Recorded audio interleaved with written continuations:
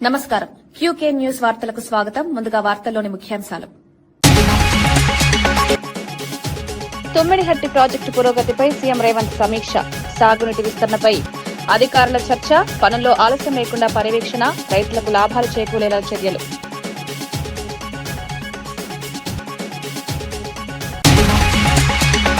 చంద్రబాబుపై తీవ్ర ఆరోపణలు చేసిన భూమన కరుణాకర్ రెడ్డి. వైసీపీ కార్యకర్తల హత్యలపై ప్రభుత్వం సమాధానం చెప్పాలని డిమాండ్. కుల రాజకీయాలతో ప్రజలను విభజిస్తున్నారని విమర్శ. రాష్ట్రంలో శాంతి భద్రతల పరిస్థితి దిగజారిందని ఆందోళన.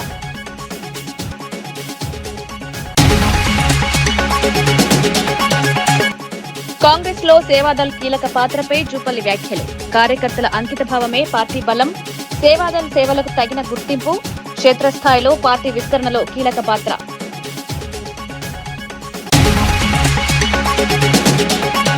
కార్యకర్తల సంక్షేమంపై లోకేష్ కీలక వ్యాఖ్యలు. 160 కోట్లతో సంక్షేమ కార్యక్రమాలు. కార్యకర్తలే పార్టీ బలం. సమస్యల పరిష్కారంలో నాయకుల బాధ్యత.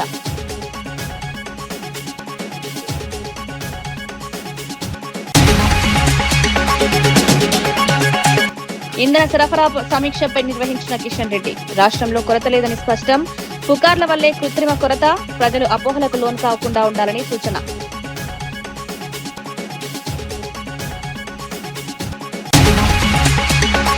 తుమ్మిడిహట్టి ప్రాజెక్టు పురోగతిపై సీఎం రేవంత్ రెడ్డి ఎంసీహెచ్ఆర్డీలో సమీక్ష సమావేశం నిర్వహించారు. ఈ సమావేశానికి మంత్రి ఉత్తమ్ కుమార్ రెడ్డి, ఎంపీ వేం నరేందర్ రెడ్డి హాజరయ్యారు. ఆర్థిక శాఖ ముఖ్య కార్యదర్శి సందీప్ కుమార్ సుల్తానియా, సీఎంఓ కార్యదర్శి Manik Raj, irrigation secretary Sridhar, ISB ప్రతినిధులు కూడా పాల్గొన్నారు. ప్రాజెక్టు అమలు వేగం, నిధుల వినియోగం, సాంకేతిక అంశాలపై సమగ్ర చర్చ జరిగింది. సాగునీటి విస్తరణ ద్వారా రైతులకు లాభాలు చేకూరేలా చర్యలు తీసుకోవాలని సీఎం సూచించారు. పనుల్లో ఆలస్యం జరగకుండా పర్యవేక్షణ పెంచాలని ఆదేశించారు. ప్రాజెక్టు పూర్తయితే వ్యవసాయ రంగానికి ఊతమిస్తుందని అధికారులు తెలిపారు.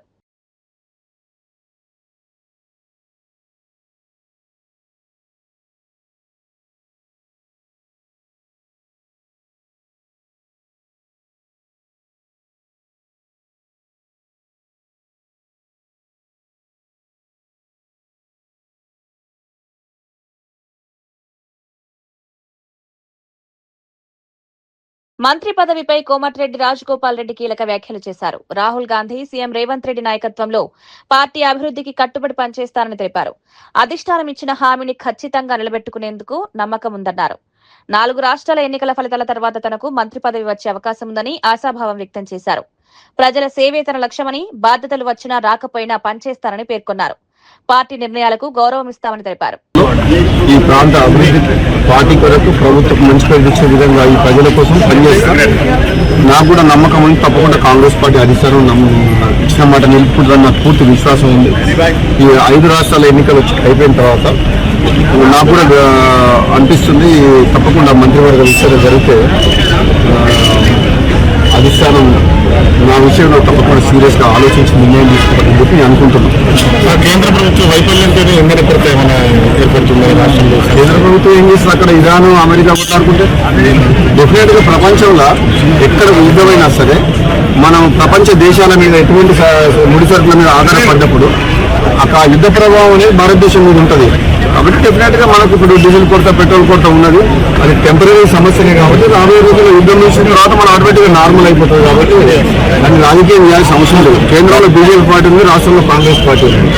కాబట్టి ఒక ప్రత్యేకమైన పరిస్థితి, యుద్ధ వాతావరణం వచ్చినప్పుడు మనం అర్థం చేసుకుని ప్రజలందరూ కూడా సహకరించాలి తప్పితే దాన్ని కూడా రాజకీయం చేయడం కరెక్ట్ కాదు అని చెప్పింది. వైఎస్ఆర్సీపీ నేత భూమన కరుణాకర్ రెడ్డి సీఎం చంద్రబాబుపై తీవ్ర విమర్శలు చేశారు. ఏడాదిన్నర కాలంలో 700 మంది వైసీపీ కార్యకర్తలు హత్యకు గురయ్యారని ఆరోపించారు. రాష్ట్రంలో హింసాత్మక రాజకీయాలకు చంద్రబాబు కారణమన్నారు. కుల రాజకీయాలను ప్రోత్సహిస్తూ ప్రజలను విభజిస్తున్నారని విమర్శించారు. శాంతి భద్రతల పరిస్థితి దిగజారిందని ఆందోళన వ్యక్తం చేశారు. ప్రజాస్వామ్య విలువలు దెబ్బతింటున్నాయని పేర్కొన్నారు. ఈ ఘటనలపై ప్రభుత్వం సమాధానం చెప్పాలని డిమాండ్ చేశారు.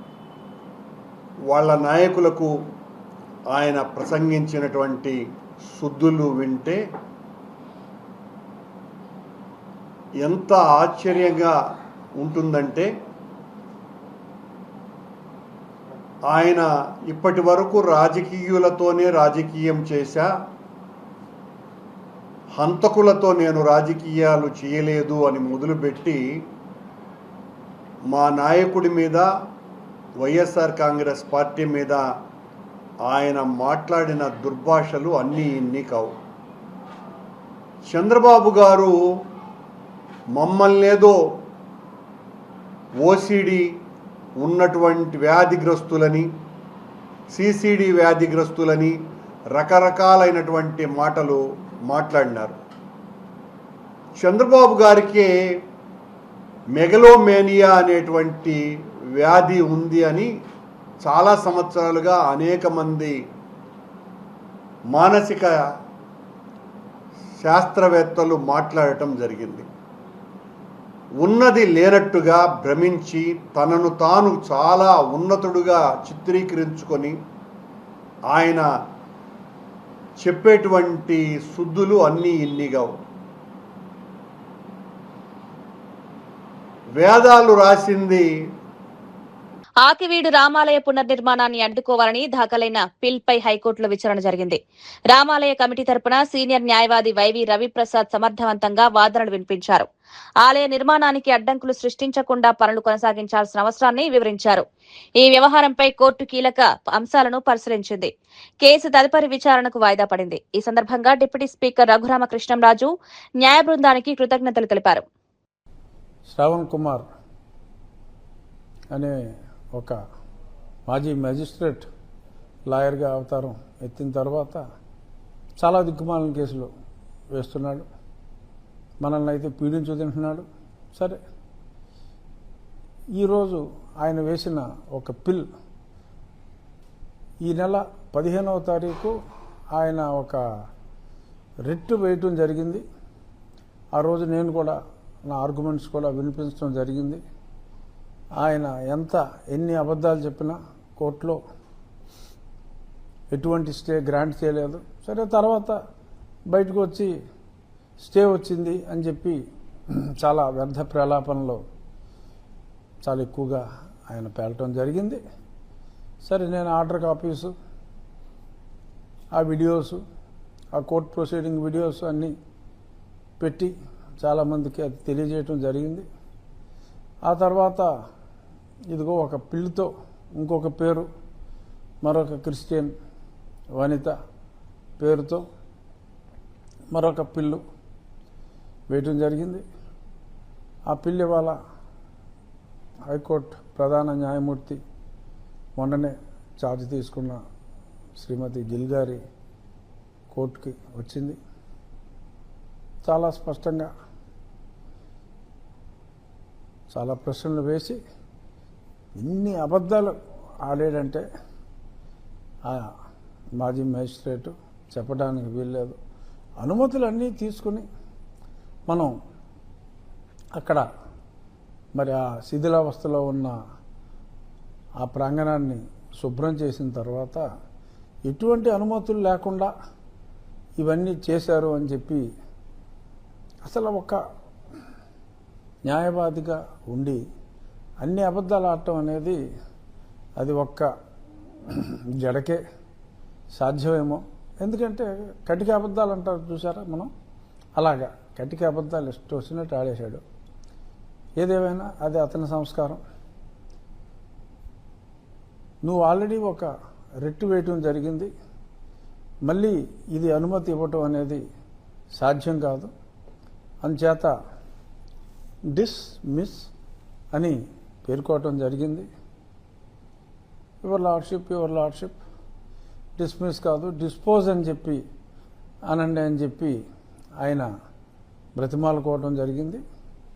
బహుశా మరి డిస్మిస్ అంటారా, డిస్పోజ్ అని అంటారా, ఏదైనా ఒకటే.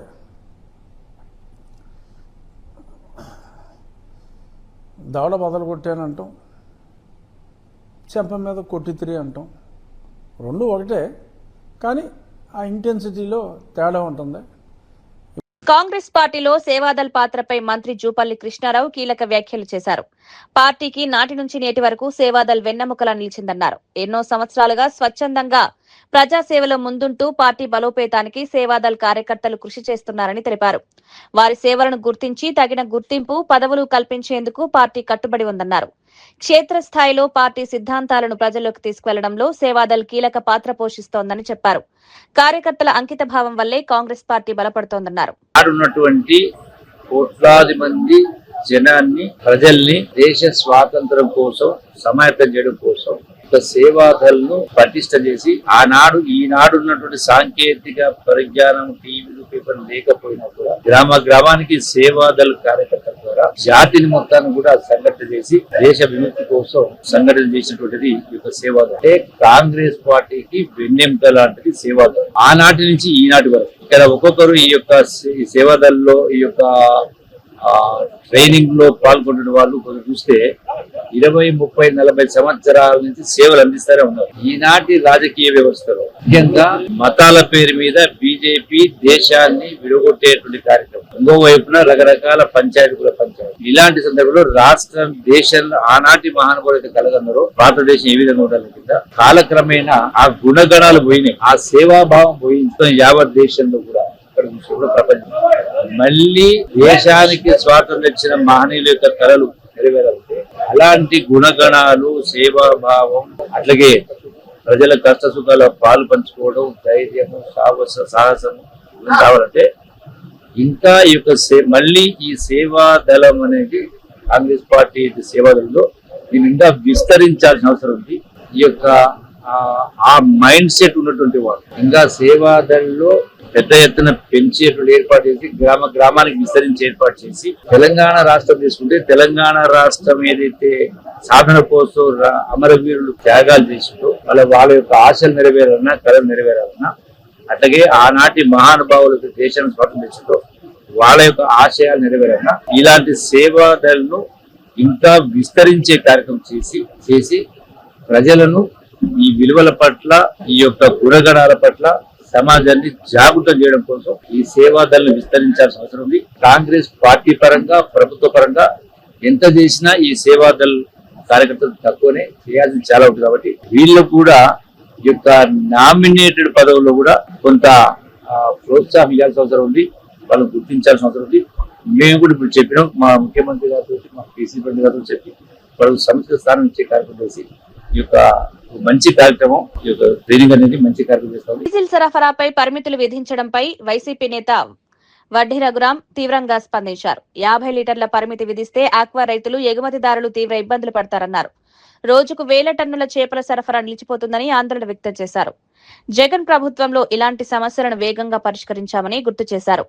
ప్రస్తుత ప్రభుత్వం వెంటనే చర్యలు తీసుకుని సమస్యను పరిష్కరించాలని డిమాండ్ చేశారు. 24 గంటల్లో పరిష్కారం చూపకపోతే బంక్లను మోయించే ఆందోళనకు దిగుతామని హెచ్చరించారు. ముఖ్యమంత్రిగా ఉన్నప్పుడు ఈశాన్య రాష్ట్రాల్లో పాలికెమికల్ మనం కలిపామని అక్కడ ఉన్నటువంటి ఈశాన్య రాష్ట్రాల్లో ఉన్న ఎంపీలు అక్కడ 300 నుంచి 400 ఎకరాలు సాగు చేసినప్పుడు అక్కడ ఫిష్ మార్కెట్ చేసుకోవడానికి పాలికెమికల్ కలిపారని మన దగ్గర ఒక కొన్ని లేనిపోయినాయని చెప్పడం జరిగింది. మన లోడ్లన్నీ కొన్ని వేల టన్నుల కన్నులు మన నాగాలాండ్ కానీ, అస్సాం కానీ, మిజోరాం కానీ, కలకటాకి వెళ్ళేది కొన్ని వేల టన్నుల రోడ్ల మీద ఆగిపోయింది. అప్పుడు అప్సరా వైస్ చైర్మన్ గా ఆ రోజు పొలం మాణికంఠ గారు స్పెషల్ చీఫ్ సెక్రటరీ సీఎం గారి దగ్గరికి వెళ్ళి మేమందరం మాట్లాడితే అప్పుడు జగన్మోహన్ రెడ్డి గారు అప్పుడు ఉన్నటువంటి సెంట్రల్ మినిస్టర్ పురుషోత్తం రూపాల గారితో మాట్లాడి అక్కడ ఉన్న సార్తో పాటు వాడు ఎంపీలుగా చేసిన వాళ్ళు ముఖ్యమంత్రిగా ఉన్నారు కాబట్టి వాళ్ళతో మాట్లాడి 24 గంటల్లో ఈ ఫిష్ లోడ్ అంతా కూడా ఈశాన్య రాష్ట్రాల్లో సేల్ చేసి మన రాష్ట్రంలో పాలికెమికల్ కలపట్లేదు అని ఛాలెంజ్ చేసి ఆ గవర్నమెంట్ కి మనం నిజ నిర్ధారణ చేసి సర్టిఫికెట్లతో సహా మనం ఇచ్చిన కార్యక్రమం ఉంది. ఇవాళ చేపల రైతులందరికీ తెలుసు, ఇవాళ డీజిల్ కొరత ఉండి మీరు చేపల రైతులు పడితే విజయవాడ దాకా వస్తే చేప ఎక్కడి నుంచి పంపుతారు? ఫ్లైట్ లో పంపుతారా, కార్గోలో పంపుతారా? రాష్ట్ర ప్రభుత్వం అని చెప్పిందా రైతులకి? ఇవాళ ఆక్వా రైతులు ఉన్నారు. ఇవాళ ఆక్వా రైతులకి ఇవాళ ప్రొక్యూర్మెంట్ జరుగుద్ది. జరిగిన తర్వాత అక్కడి నుంచి కోనసీమలో ఉంది, లేకపోతే ఇక్కడ ఉంది. ఒక ప్రాసెసింగ్ ప్లాంట్ ఏమో వైజాగ్ లో ఉంటుంది, ఒక ప్రాసెసింగ్ ప్లాంట్ ఏమో ఎక్కడ మన ఒంగోలులో ఉంటుంది, ఒక ప్రాసెసింగ్ ప్లాంట్ ఉయ్యూరులో ఉంటుంది. రకరకాల ప్రాసెసింగ్ ప్లాంట్ 130 ప్రాసెసింగ్ ప్లాంట్లు ఉన్నాయి. అందులో 70 కంపెనీలు అసోసియేషన్ లో ఉంటాయి. ఉన్నప్పుడు మీరు 50 లీటర్లు కొట్టితే ఈ రొయ్య అక్కడి నుంచి ప్రాసెసింగ్ ప్లాంట్ కి ఎప్పటికి వెళ్తుంది? అది పచ్చి సరుకు వాసన వచ్చేస్తే కోల్డ్ స్టేజ్ లో పెట్టకుండా రొయ్య రైతు నాశనం అయిపోతాడు. మీరు ఈ కార్యక్రమాలు చేస్తా మీరు ఏది లేదు, అన్ని కలబు లేని ఉన్నట్టు వందలు ఉన్నట్టు చెప్పటం. ఇవాళ ఆంధ్రప్రదేశ్ లో ఆక్వా రంగాన్ని చూసుకుంటే 64,000 కనెక్షన్స్ ఉన్నాయి. ఆక్వా జోన్ గానీ నాన్ ఆక్వా జోన్ గానీ. ఇందులోంచి వైఎస్ జగన్మోహన్ రెడ్డి గారు ముఖ్యమంత్రిగా ఉన్నప్పుడు ఇవాళ 4,64,000 ఎకరాలు కల్చర్ చేస్తే 3,50,000 ఎకరాలని ఆక్వా జోన్ పరిధిలో 10 ఎకరాల లోపు తీసుకొచ్చి 3,640 కోట్లు ఇవాళ 5 సంవత్సరాల్లో ఈ రాష్ట్ర ప్రభుత్వం అప్పుడు ఉన్నట్టు వైఎస్ జగన్మోహన్ రెడ్డి గారు ఇచ్చాం. ఇప్పుడు వరకు మీరు ఇచ్చింది ఎంత? 2 సంవత్సరాలు గడుస్తుంది. ఆ రోజుల్లో మేము ఆక్వా జోన్ పరిధిలోకి రాష్ట్రం మొత్తం 64,000 కనెక్షన్స్ ఉంటే ఆక్వా జోన్ గానీ నాన్ ఆక్వా జోన్ గానీ దాన్ని మేము 50,800 కనెక్షన్స్ ని ఆక్వా జోన్ పరిధిలోకి తీసుకొచ్చాం. మీరు అసెంబ్లీలో జరుగుతున్నప్పుడు ఆక్వా రైతులందరికీ మేము ఇచ్చేసాం. Super 6 super success. Telugu Desam party కార్యకర్తల సంక్షేమానికి కట్టుబడి ఉందని మంత్రి నారా లోకేష్ తెలిపారు. ఇప్పటి వరకు 160 కోట్లకు పైగా ఖర్చు పెట్టామని వెల్లడించారు. విద్య, వైద్యం, స్వయం ఉపాధి రంగాల్లో అనేక కార్యక్రమాలు అమలు చేస్తున్నామన్నారు. కార్యకర్తల సమస్యలను పరిష్కరించేందుకు ప్రతి నాయకుడు బాధ్యత తీసుకోవాలని సూచించారు. పార్టీ బలోపేతానికి కార్యకర్తలే బలమని పేర్కొన్నారు. వారి సంక్షేమమే పార్టీ లక్ష్యమని స్పష్టం చేశారు. రూపాయలు ఖర్చు పెట్టిన ఏకైక పార్టీ ఒక తెలుగుదేశం పార్టీ. విద్య, వైద్యం, స్వయం ఉపాధికి అనేక కార్యక్రమాలు చేస్తున్నాం. ఏకంగా ఒక పెద్ద వ్యవస్థని మేము ఈరోజు ఏర్పాటు చేసాం. బ్లాక్ 2లో ఆ వ్యవస్థ పనిచేస్తుంది. కార్యకర్తలకు అండగా నిలబడతాం. కార్యకర్తల తరపున వాళ్ళ సమస్యలు పరిష్కరించే బాధ్యత మనందరం తీసుకోవాలని ఈ సభాముఖంగా కోరుతున్నాం. గడిచిన 44 ఏళ్ల ప్రయాణంలో పడ్డాం, లేచాం, కానీ ఎప్పుడు నిలబడ్డాం, ఎప్పుడూ మన అధైర్యపడలేదు. దానికి ప్రధానమైన కారణం మన సిద్ధాంతాలు. సమాజమే దేవాలయం, ప్రజలే దేవుళ్ళు అని చెప్పిన గొప్ప నాయకుడు అన్న ఎన్టీఆర్. ఆయన ఆశయాలతో మనం ఇన్నాళ్ళు నడుచుకుంటూ వచ్చాం. మారిన కాలానికి మనం జరిగిన మహానాడులో 6 శాసనాలు మనం ప్రకటించుకుంటాం జరిగింది. ఆ 6 శాసనాల పైన వేదిక పైన ఉన్న పెద్దలతో చర్చించాం, వేదిక ముందర నాయకులతో చర్చించాం. ఏం పెడితే బాగుంటుంది, రాబోయే 4 దశాబ్దాలు పార్టీని ఎలా నడిపించాలి, ఆ మార్గం మనం ఎంచుకోవాలని నేను కోరుతాం జరిగింది. అందులో మొదటిది తెలుగు జాతి విశ్వఖ్యాతి, రెండోది యువగలం, మూడోది స్త్రీ శక్తి, నాలుగోది పేదల సేవలో సామాజిక న్యాయం, ఐదోది అన్నదాతకు అండగా, ఆరోది కార్యకర్తనే మన అధినేత. ఇది మీ అందరికి ఎందుకు గుర్తు చేస్తున్నానంటే రాబోయే రోజుల్లో మనందరం నిర్ణయాలు తీసుకోవాల్సి వస్తుంది. అందుకే మనకి ఈ బాధ్యత ఇచ్చింది పార్టీ. తెలంగాణలో ఇంధన సరఫరాపై కేంద్ర మంత్రి కిషన్ రెడ్డి సమీక్ష నిర్వహించారు. హైదరాబాద్ లో చమురు సంస్థల ప్రతినిధులు డీలర్లతో సమావేశమయ్యారు. రాష్ట్రంలో పెట్రోల్, డీజిల్ కొరత లేదని స్పష్టం చేశారు. పుకార్ల కారణంగా ప్రజలు భయాందోళనకు గురవుతున్నారన్నారు. అవసరానికి మించి నిల్వలు చేసుకోవడం వల్ల కృత్రిమ కొరత ఏర్పడుతోందని తెలిపారు. సరఫరా వ్యవస్థ సక్రమంగా కొనసాగుతోందన్నారు. पेट्रोल डीजल खरीदते हैं लोग, अभी उसका 100% डबल हो गया. इसके कारण थोड़ा प्रॉब्लम हुआ है. आज इस विषय पर मैं पूरा पेट्रोलियम कंपनीज IOCL हो, BPCL हो, सभी कंपनीज HPCL हो, सभी लोगों को बुलाकर रिव्यू किया हूँ. हमारे पास पूरा स्टॉक्स है, कोई प्रॉब्लम नहीं है. कुछ लोग आज वेस्ट बंगाल के पोलिंग के बाद रेट बढ़ेगा जैसा गलत प्रचार किया है. हमारा दुर्भाग्य है, देश का अपोजिशन पार्टी लीडर गैर जिम्मेदारी के साथ इर्रेस्पॉन्सिबल स्टेटमेंट राहुल गांधी जी ने दिया है. वो ऐसी स्टेटमेंट देने के कारण आज देश में जो पेट्रोल डीजल हो उसका परचेस डबल हो गया, क्योंकि रेट बढ़ेगा इसलिए सभी लोग पेट्रोल गाड़ी में टैंक फुल करके फिर घर में अनलोड कर रहे. इसके कारण ये गर्मी का सीज़न है. मैं लोगों से अनुरोध करता हूँ, घरों में कोई पेट्रोल मत रखिए आप लोग. ये गर्मी का सीज़न है, एक्सीडेंट होने का समस्या भी है. मैं देश के जनता से अनुरोध करता हूँ, कोई भी पेट्रोल अपने घरों में स्टॉक मत रखिए। भारत सरकार के पास, भारत देश के पास, अभी पेट्रोलियम कंपनीज के पास आज पेट्रोल डीजल स्टॉक्स है। अभी कोई चिंता करने का ज़रूरत नहीं, कोई टेंशन होने का ज़रूरत नहीं, पैनिक होने का ज़रूरत नहीं है। हम पूरा सप्लाई भारत सरकार के द्वारा कर रहे हैं। आप जो भी टेंशन है भारत का प्रधानमंत्री नरेंद्र मोदी जी लेंगे। आपके 140 करोड़ जनता का टेंशन भारत का प्रधानमंत्री नरेंद्र मोदी जी लेंगे। कुछ समस्या है तो नरेंद्र मोदी जी स्वयं बात करेंगे आप लोगों से। अगर शॉर्टेज है तो अपील करेंगे, मगर आज कोई शॉर्टेज नहीं है, बिल्कुल पैनिक होने का ज़रूरत नहीं है। नरेंद्र मोदी जी अलग अलग देशों से जो भी अपने को नीड है पेट्रोल डीजल का, उसको पूरा అనకాపల్లి జిల్లా నర్సీపట్నంలో పోలీసులు భారీగా గంజాయి స్వాధీనం చేసుకున్నారు. 50 లక్షల విలువైన 50 కిలోల గంజాయితో పాటు ఒక కార్, 3 బైక్లు, 5 మొబైల్ ఫోన్లు సీజ్ చేశారు. కేడిపేట సమీపంలో వాహనాల తనిఖీల్లో ఈ అక్రమ రవాణా బయటపడింది. ఒరిస్సా నుంచి కాకినాడకు గంజాయి తరలిస్తుండగా 5 నిందితులను పోలీసులు అరెస్ట్ చేశారు. తేజ్ కిరణ్, చందు, సింహాద్రి, అరవింద్, విఘ్నేష్లుగా గుర్తించారు. జిల్లా ఎస్పీ తుహిన్ సిన్హా ఆధ్వర్యంలో దాడులు జరిగాయి. నిందితులపై కేసు నమోదు చేసి కోర్టులో హాజరుపరిచారు. మాదక ద్రవ్యాల రవాణాపై పోలీసులు కఠిన చర్యలు తీసుకుంటామని తెలిపారు. మార్నింగ్ మా అనకాపల్లి జిల్లా ఎస్పీ గారైన తుహిన్ సిన్హా గారు మరియు నర్సీపట్నం ఎస్డిపో గారైన శ్రీనివాసరావు గారికి రాబడిన సమాచారం మేరకు నేను మరియు మా కేడిపేట ఎస్ఐ రిషికేశ్ సిబ్బంది అందరం కలిసి మీడియేటర్ల సహాయంతో ఏల్పురం దగ్గరలో మాటు వేసామండి. మాటు వేసేటప్పటికి ఏజెన్సీ నుంచి ఒక కారు, 3 బైకులు, ఒక 5 మెంబర్స్ని మీడియేటర్ సమక్షంలో పట్టుకున్నాం. వాళ్ళకి పట్టుకొని విచారించగా వాళ్ళ నుంచి మాకు గంజాయి సమాచారం వచ్చింది. గంజాయి కూడా దొరికింది. కారులో ఒక 2 ప్రయాణించారు. ఆ 2లో ఒకడు ఆయన తేజ, కాకినాడ వాకలపూడి గ్రామం. అతను పాత నేరస్తుడు. ఆయన మీద ఒక 10 కేసులు ఉన్నాయి. ఒక 3 కేసులు గంజాయి, ఒక 7 కేసులు ప్రాపర్టీ అఫెన్స్ ఉన్నాయి. తర్వాత రెండో వ్యక్తి చందు అండి, ఈయన ట్రాన్స్పోర్టర్గా పనిచేస్తున్నాడు, ప్లస్ ఏంటంటే లేబర్ వర్క్. సింహాద్రి ఈయన కూడా కాకినాడ జిల్లా వాస్తవ్యుడే, తిమ్మాపురము. అరవింద్ అండి, ఈయనది కూడా జగన్నాథపురం, కాకినాడ. కేశవరపు వీర వెంకట సత్య విఘ్నేశ్. వీళ్ళందరినీ విచారించగా ఇందులో బోడపాటి తేజ్ కిరణ్కి ప్రీవియస్గా ఆయనకి 2011 నుంచి ఒక 10 కేసులు ఉన్నాయి. అరవింద్ అనే అతనికి నుంచి ఒక 14 దొంగతనం కేసులు ఉన్నాయి.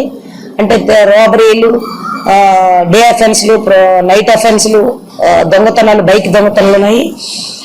కేశవరపు వీర వెంకట సత్య విఘ్నేశ్కి నుంచి ఒక 6 కేసులు ఉన్నాయి. ఇవి కూడా దొంగతనం కేసులే.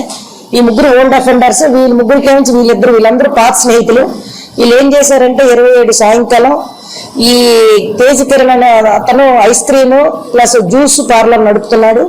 ఈయన ఆర్థికంగా ఇబ్బందులు అవ్వడం వల్ల మంచి బిజినెస్ చేయాలని ఈ నలుగురిని హెల్పర్గా తీసుకొని 27వ తేదీన ఏజెన్సీకి వెళ్ళారు. అక్కడ ఒక ఆయన సమ్ ఏజెన్సీ పర్సన్ దగ్గర ఒక 50 కేజీలు గాంజా, అంటే కేజీ 20,000లకు ఒప్పందం చేసుకొని 1,00,000 రూపాయలు అతనికి అడ్వాన్స్ ఇచ్చి చెల్లి అది గంజాయి అమ్మిన తర్వాత వచ్చి మిగతా డబ్బులు ఇస్తామని వీళ్ళు అందరూ వస్తుండగా ఈ రూట్ ఏంటంటే కోటగుండల, కోరుకొండ, జెర్రిల, రెంతాడ, పెద్దవలస,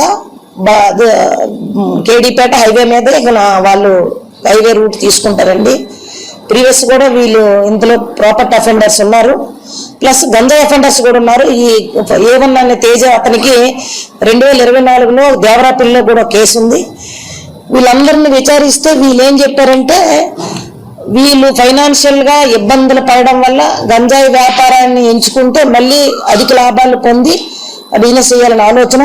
వీళ్ళు కాకినాడలో హార్బరు 1 టౌన్ ఏరియాలో 50 గ్రాములు 100 గ్రాములుగా పొట్టాలుగా చేసి ఒక్కొక్క పొట్టలు 200, 300 లెక్క ఈ ప్రైవేట్ బహిరంగ మార్కెట్లో అమ్మడం వీళ్ళకి అలవాటు అయింది. ఇందులో కూడా 4 కంప్లీట్గా కన్జ్యూమ్, ఈ గంజాయి నుంచి కన్జ్యూమ్కి అలవాటు అయ్యారండి. ఇది మీడియేటర్ సమక్షంలో 50 కేజీలు గాంజా, ఒక కారు, 3 బైకులు, 5 ఆండ్రాయిడ్ ఫోన్లు సీజ్ చేశాము. సుమారు దీని విలువ 45 lakhs ఉంటాయి, 45 నుంచి 55 లక్షల వరకు ఉంటాయి. ఇందులో మా కేడీపేట ఎస్ఐ గారు మరియు సిబ్బంది చాలా చాకచక్యంగా పట్టుకొని వీళ్ళని పట్టుకున్నారండి. ఆఫీసర్స్ కూడా, సీనియర్ ఆఫీసర్స్ కూడా అభినందించారు. ఇందులో పనిచేసే వారందరికి కూడా అప్రిషియేషన్స్, సారు రివార్డులు కూడా ఇస్తామని తెలియజేశారు. హైదరాబాద్ లో డాక్టర్ శోభా ఫౌండేషన్ ఆధ్వర్యంలో నిర్వహించిన జాబ్ మేళా విజయవంతంగా ముగిసింది. ఈ కార్యక్రమానికి బీజేపీ రాష్ట్ర నేత ఎన్ రామచంద్రరావు హాజరై అర్హులైన అభ్యర్థులకు ఆఫర్ లెటర్లు అందజేశారు. ఇంజనీరింగ్, డిగ్రీ, ఫార్మసీ వంటి విభాగాలకు చెందిన వందలాది మంది యువత ఈ మేళాలో పాల్గొన్నారు. ప్రభుత్వ ఉద్యోగాలకే పరిమితం కాకుండా ప్రైవేట్ రంగంలో కూడా అవకాశాలను వినియోగించుకోవాలని సూచించారు. స్టార్టప్ ఇండియా, స్టాండప్ ఇండియా వంటి పథకాల ద్వారా యువత స్వయం ఉపాధి వైపు అడుగులు వేయాలని పిలుపునిచ్చారు. ఈ జాబ్ మేళా యువతకు ఉపాధి అవకాశాలను అందించడంలో కీలకంగా నిలిచింది. మెమోరియల్ ఫౌండేషన్ ఆధ్వర్యంలో డాక్టర్ సమత గారు, మరి వారి భర్త రమేష్ గారు ఈ యొక్క ఆనంద్ ఈ యొక్క జాబ్ మేళా ఈ యొక్క నిర్వహించడం జరిగింది. మరి జాబ్ మేళా చాలా మంది యువకులు ఉన్నారు, ముఖ్యంగా క్వాలిఫైడ్ ఇంజనీర్స్, ఈ మధ్యన ఇంజనీరింగ్ కంప్లీట్ చేసిన వాళ్ళు, గ్రాడ్యుయేషన్స్, డిప్లొమా హోల్డర్స్ కూడా ఈ యొక్క జాబ్ మేళకి, ఫార్మసీస్, అదేవిధంగా డాక్టర్ కాబట్టి ఫార్మసీస్ మరియు పారామెడికల్ సంబంధించినటువంటి యొక్క ఓపెనింగ్స్కు చాలా కంపెనీస్ ఇక్కడ వచ్చినాయి. మరి వారి చెప్పడం ప్రకారం సాయంకాలం వరకు చాలా మంది ఆఫర్ లెటర్ కూడా ఇవ్వడం జరుగుతుంది. చిత్తూరు జిల్లా కాణిపాకం వరసిద్ధి వినాయక స్వామి దేవస్థానంలో భక్తులు పెద్ద ఎత్తున దర్శనానికి వచ్చారు. ఈ సందర్భంగా రామచంద్ర యాదవ్ కుటుంబ సమేతంగా స్వామివారిని దర్శించుకున్నారు. దేవస్థానం అధికారులు వారికి స్వాగతం పలికి ప్రత్యేక దర్శన ఏర్పాట్లు చేశారు. అనంతరం స్వామివారి తీర్థ ప్రసాదాలు, శేషవస్త్రం, చిత్రపటం అందజేశారు.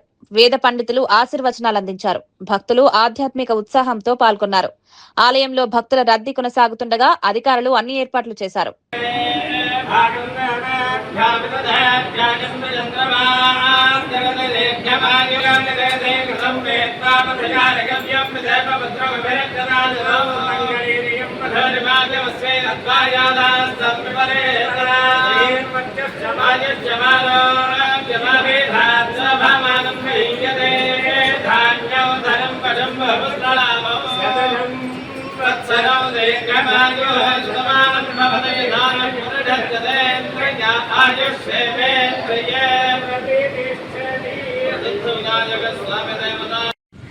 ఓం గం గణపతయే నమః. ప్రముఖ పుణ్యక్షేత్రం శ్రీ కాణిపాకంలో వెలసిన స్వయంభూ వరసిద్ధి వినాయక స్వామి దర్శనం కోసం ఈరోజు కుటుంబ సభ్యులతో చేయడం జరిగింది. ఆ స్వామివారి ఆశీస్సులు అందరికీ ఉండాలని, అందరికీ మంచి జరగాలని మనస్ఫూర్తిగా కోరుకుంటున్నాను. ఇవి నాటి వార్తా విశేషాలు. మరో బులెటిన్లో మళ్ళీ కలుద్దాం. నమస్కారం.